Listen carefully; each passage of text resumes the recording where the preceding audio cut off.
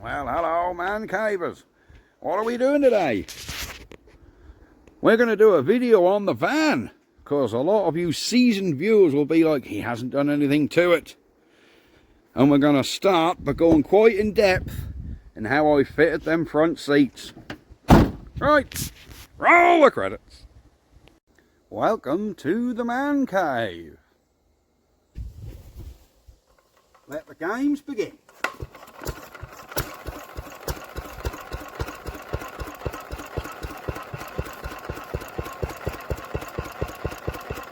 So, last video I done on this, I was showing you how to put a window in. We'll get to that in a minute. First thing we're going to do is, here's our cab area. There's a picture here of what it used to look like with the original seats. These old blue ones, they are the original seats out of the Daily. So let's see what we've replaced them with. Oh, look at them. There we go. Here we have some lovely pair of captain's chairs, and if I pull this little lever, we can do a spinny round. And here we go. We have a pair of swiveling captain's chairs. Now, some of you guys may be thinking, what's that out of? Pull the little lever up, give him a spin, back, there we go, we're back in.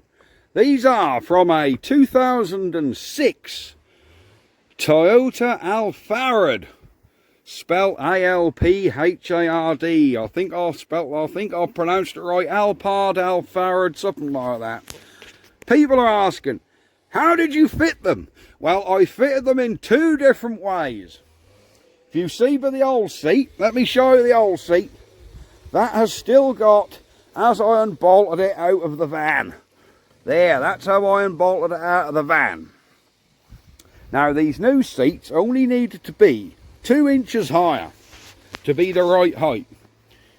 So, I got some wooden blocks, believe it or not. Ah, there we go. I've still got some of that wood. There we go. I had some offcuts of this, and I used this wood here. 2 inch. Now, our seat runners are bolted here and here, this side. And believe it or not, the holes are the same distance apart from the Iveco seat to these. So the width was right, here and here. So I just made a spacer up with that 2 inch wood. That's how I done it. I made the spacer up, covered it in carpet, drilled holes in the wood, obviously, to line up with the hole in the floor. And I just used some extra longer bolts, because I think the Iveco bolts were 60mm and I had to get 110 mils. But they're only standard M8s. So that was all it was. It was just a case of, oh, I haven't covered that piece. Look, good idea. Just a case of putting longer bolts in. So these holes went right through. The back holes didn't quite line up. They were 1 inch too far on the back. I can't show you because that's covered. But there's an L-shaped bracket like this on the back of this runner.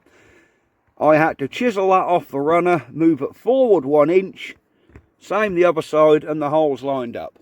Now, these seats are actually back seats out of an Alphard. They're not front seats. Talking about that. That's the original Iveco seat bolts. Anyhow, the runners, when you get these, come back to about here somewhere. That's so when that was in the back of the Alphard, the seat would slide backwards and forwards about 2 feet. So you had a big long runner here. But you just chop them off where you want them. You can just chop the runners off, and then there's little end plate bolt over. You just unbolt it and move it into the next hole up. So that's how I done that. So these seats all work. And if we come forward, is this the way forward? No, that's the way to do the recline. Yeah, let me do the other way. Where's it? Where is it? There we go. There we go. I've done the other lever. That seat will fold flat, giving you a table with cup holders. Absolutely brilliant. Or, yeah, let me get in the back here. We can put our foot on the pedal and lift it back up. No, that's not the one, is it, to lift it back up? I'm still getting the hang of how these seats work. There we go. There we go. We've got two levers and I'm weighing up how they work. So, there we go. And under there, we have another little table and a little hook to hang your shopping on. Same with the driver's seat. Now then, the driver's seat I fixed in differently. If I show you the standard seat, here's the standard seat. Let's move Mrs. Mancow's phone. You'll see with the driver's seat, I've cut it off. So what I did with this one was I cut it off and left the Iveco base in the bottom, because the holes in the driver's seat was not the same width. Look how wide that base is. Now the hole in the driver's seat for the Toyota seats I put in came about here and here. So I cut the base off and I just got some 3/4 inch box section. I can't show you because unfortunately I've covered it all. But I got some box section and you can see that's sticking through there. So on the standard runners, which are under there, the standard sort of seat bracket, sorry, not runners, I cut that off and I left 1.5 inches sticking up on all four. I laid this piece of box section this way and welded it front and back, and then I just placed this seat where I wanted it and welded the runner to the box section. So yes, the seat will still come out with the original Iveco bolts if you so wish, but the runner is welded to this 3/4 inch box. That seat is in. There we go. That's how you fit Toyota Alfarad seats in a Mark III Iveco Daily. I had to make up a seat belt. This is the seat belt off of the standard Iveco driver seat. I just unbolted it and using a bit of I don't know how thick that metal is. I think that's 6mm thick 1.5 inch bar stock. I just bolted that down to where the handbrake goes there, and now our original Iveco seat belt goes in. There we go. I better talk you through seat belts on this. Oh, sorry about the windows. Seat belts on this passenger seat. Now, how the MOT man is going to come with this? These seats all have integrated belts. We have integrated belts here, look. So we have an integrated lap belt there. And if I reach around the other side, there's the other lap belt. There we go. So these seat belts are built in. Now some of you guys might tell me, will that pass an MOT with just lap belts in the front? Because it has got the Iveco belt here. Now the Iveco belt, actually that's not an Iveco belt. The Iveco belt I took out. This is a Toyota belt. These also come with the seats. When you buy the seats, you get the runners, the seat belts, the bolts, you get the whole cabagel. But what I can do, and I don't know whether this will be alright for the MOT, I'm hoping it will. This 3-point belt will clip in there. So we have a 3-point belt there. Or we can just use the lap belts. There we go. So we have a pair of seat belts all built in. Now, will these lap belts pass an MOT? Or is the MOT man going to say, this one got to work? In which case it goes there, and then we'll have to have a lap belt to there, won't we? There we go. But we have belts. And that is basically how the seats from an Alfarad fits in an Iveco Daily. I didn't video me putting these in because, to be honest with you, I weren't sure how I was going to do it, and there was a lot of pausing, a lot of thinking, and a lot of battering ideas about. I did make a fake floor as well, which come out to the back here to cover up the original Iveco. I've got to finish that side and make a bit of floor what go again there and finish covering that thing in. But there we go, that is how I fitted them in.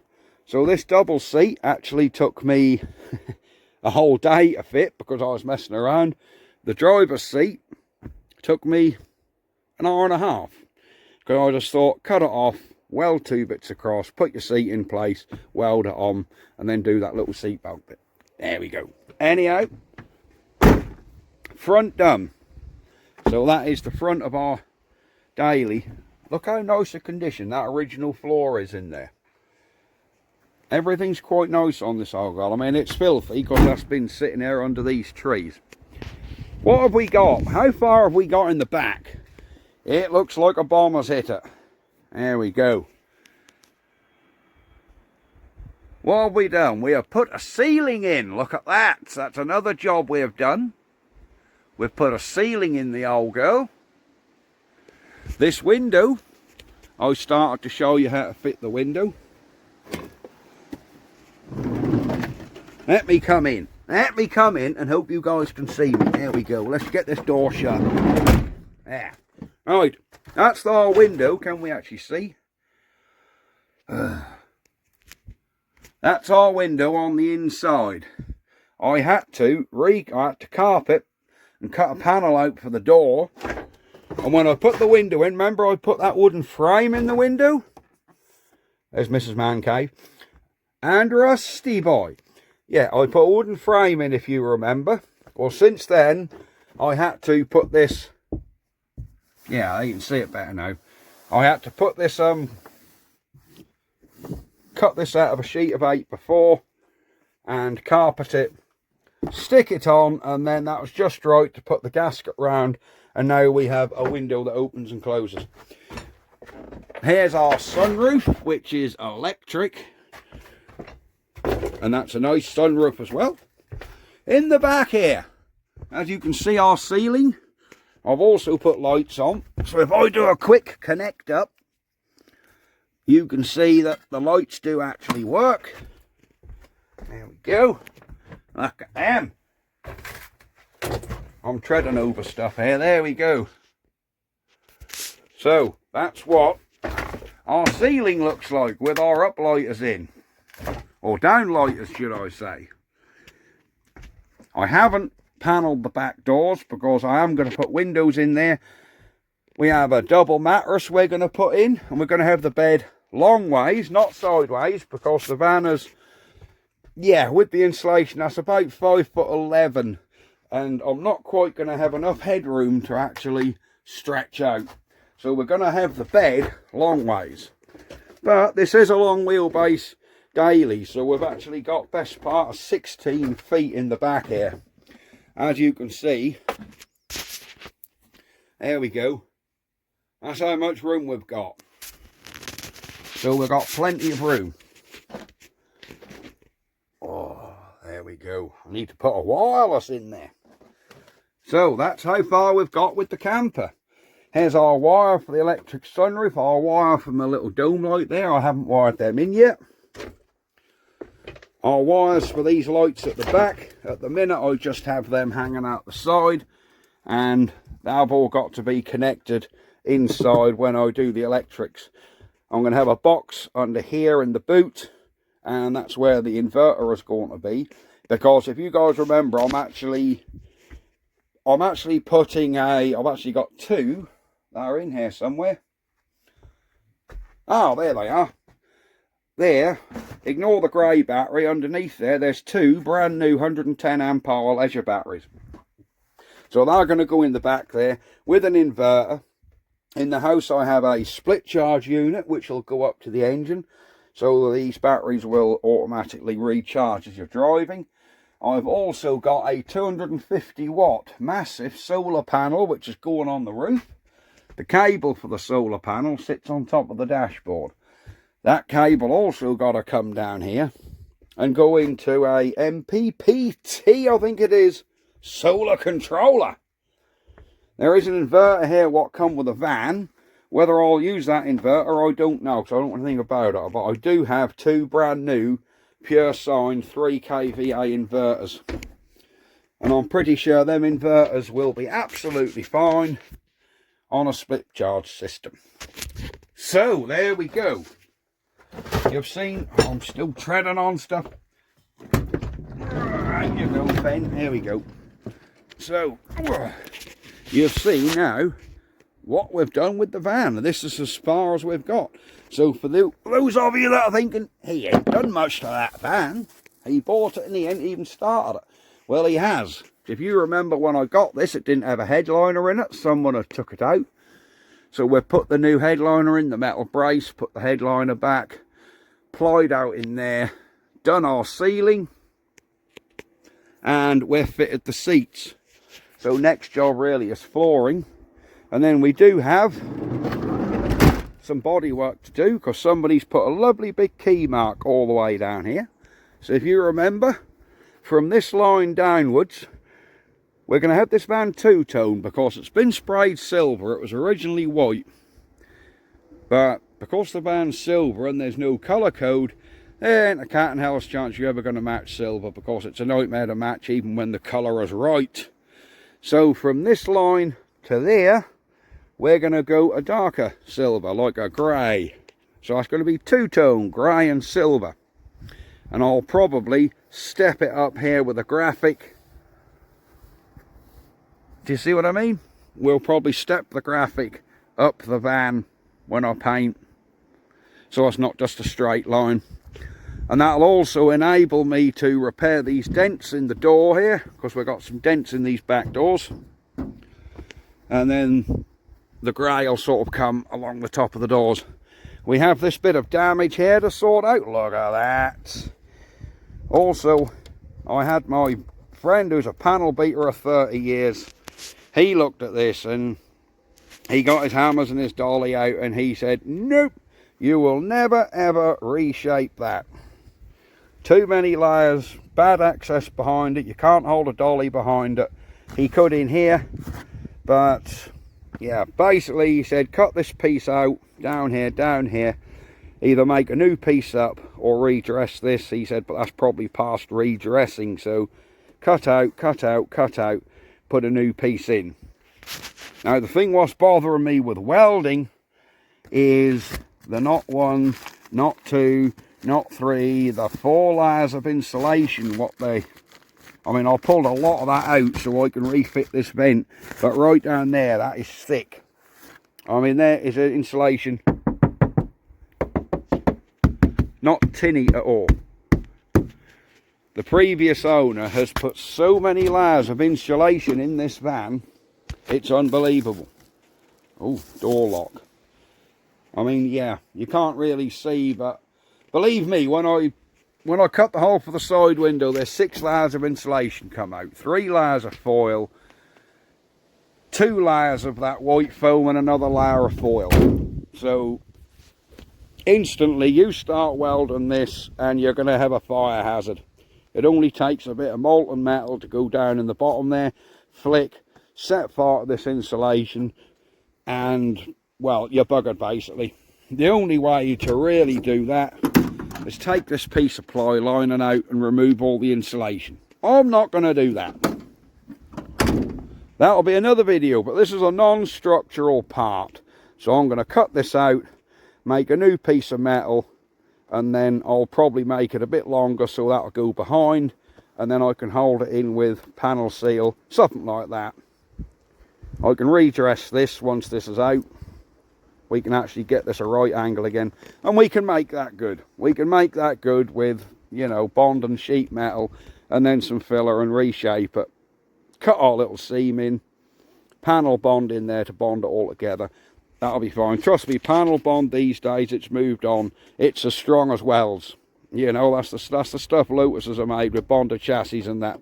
So many new cars now have bonded panels, not welded. So panel bond will be fine to put our repair panel in. Like I say, non-structural, really cosmetic. This side of the van, the condition's actually really nice. It's such a shame about that piece of damage there, because the rest of it would machine polish up and look absolutely lovely, because there's no damage here at all. Underneath the van, It's covered in surface rust, but I can't see any structural problems with it. We've got a little bit on the front wing. That can be sorted out when we paint the bottom half. That's it. I say, excuse the state of it. So that's what we got with the van. That's what we've been doing. So Man Cave hasn't been doing nothing, but as I've come to notice, when you do something nice and properly, it takes a lot of time. I mean, just to put that ceiling in, believe it or not, just to put that ceiling in and make it neat and right around that sunroof, 2.5 days. It ain't just cutting the ply out and screwing it up. No, we have to put the runners in. That's easy enough. But to make it neat and to make it look like a factory conversion, which I want to do, I want this to look really, really classy. Really, really nice. I don't want to just bodge it. So all this sheet ply was cut, carpeted and covered, then screwed up. And there we go. That's how far we've got. Do like them lights. The little round finical up there, you're thinking, what's there? Why is that little round trim on the ceiling? I'll tell you for why. Because the motor for the electric sunroof is under there. And that sticks down, not far. As you can see, that's only about 1 inch. But that electric sunroof motor does stick down. So there's a square hole under there where the electric sunroof motor is. So obviously a flat bit of ply wouldn't go. Plus you want to get access to it. Do you know what this is made out of? One of Mrs. Man Cave's plastic dinner plates. All that is a 10-inch plastic plate which I've covered in carpet and screwed up and bonded a little light on. Don't that look good though? Plastic dinner plate, guys. There we go. Perfect little trim. So there we go. That's it. We're done. This is going to be today's video, and thank you very much for watching. Now I think some of you guys off the Iveco Daily Owners Club or the camper conversion groups are probably going to watch this, because there's been a lot of interest on them groups about how I fitted them seats in. So I'm going to post this on the Facebook groups, this video. So some of you might just watch the seat bit, some of you might watch the whole thing. If you do watch it and you've come from them groups, please like and subscribe to the channel, because I will be videoing more of this as we go. For a start, I'm going to be doing mechanicals on it as well, because this has been off the road for 3 years, hasn't even been driven for 3 years. So I'm going to whip all the wheels off, go through the brakes. We've got to do a full engine service, including a cam belt. Lovely job. Which involves removing the whole front end of the van. That will definitely be on video. So yes, we're going to do a cam belt. And for those of you that are wondering, that is the 2.3 16 valve engine in there. That's not the old 2.8 or the 3 litre. It's the 2.3 HPI. So yes, we'll be doing a cam belt, full engine service, oil filters, wheels off. Go through the brakes, because the handbrake is non-existent at the minute. It comes up about 70,000 clicks and don't even stop the van. So there's something going along on the handbrake. And it's got them stupid handbrakes, I think, where the handbrake work on the calipers. There's not a set of shoes in there. So that may well need, from what I've read, it probably need rear calipers. So yes, either way, brakes, engine service will be done. The body repair will be done. The respray will be videoed. Everything. I will video everything, which is going to make this thing roadworthy and look good. And I'll video as much of the interior build as I can. But at the minute, I'm just, absolutely loving these seats. I do think they look the absolute Kuhanas. Look at them. Aren't they lovely? So, Total Farad seats. If you want a set of these seats, I can get you a set, because I'm friends with a guy who converts these to campers. He buys the Alfarads and imports them over, and he converts them to campers. These are the seats out of the back, which he don't use. He don't use them in the conversion. So he's always got sets of these for sale. I can get you these in grey, I can get you them in black, or I can get you them in tan. And personally, out of the three, I do like the grey. I think it matches the grey for the door panel, the floor, you know. And we've got the black dash. But yes, so I can get you as many of these seats as you want. They do come with the swivel bases, the runners. They come with a pair of seat belts. This is actually a Toyota seat belt. I actually took the Iveco one out and put the Toyota one in. So you even get a pair of these Toyota seat belts. All come with it. So if you did want a set of these, let me know. You'd have to collect them from Norfolk though. You can either collect them from Dereham or Kings Lynn. I suppose I could drop them on a pallet if you was willing to get a courier to come and get them, but or I could even deliver them to you if you're not that far away. If you are interested, find me on Facebook, message me, I'll find out prices, and yeah, we can go from there. So if you did want a set of these, I can get you them, and they will all have swivel base, driver and passenger. One thing to note, the driver's seat, although it is a swiveling seat, it won't swivel. Where it is now, as you can see, it won't swivel because it's up against the door, it's up against the A-pillar, it's up against the gear knob. So although that is a swivel and driver's seat, you can't swivel it. There's just physically not enough room. So that one won't swivel, this one will. I did have to, another little noteworthy, if you look at my door pocket, I've had to put a slight curve in that because when the seat was spun round and you shut the door pocket was hitting slightly on there, but the one on the other side, obviously. I mean, it would still shut, but it was pushing that too. So I heated that with the math gas of all things, and I just put some pressure on it. So I've just put that little bow in it, and now it totally misses the seat altogether. So yes. So there we go. That's the story of the daily. So this is definitely it now. I think I've covered the seats very in depth, which is what you guys are after. And my normal viewers, I'm sure you're very interested in what we've done for getting the ceiling in. The eagle-eyed among you will say, what's this pipe hang out of here? Why have you got a pipe? That is the drain channel for the sunroof. Obviously that sunroof has got 4 drain points, and this is the one for the 2 right hand side drain points. Now I've gone into a Y and I've just took them out there, so I'm going to cut that pipe off, leaving about ½ inch stick out, and then put a little hood over it to cover it up, and that'll be where the rainwater for the sunroof runs out. That'll just run down the side of the van, not an issue. The drain channels on this side, I haven't done the same thing. I might as well show you the drain channels for the inside of the van. Where are they now? Oh, here they are. They are on the back of this ply, and they exit here. So when I put the sink and that in, and I have a hole in the floor for the waste, this will just poke through the hole in the floor, and that will be where the left-hand channels drain.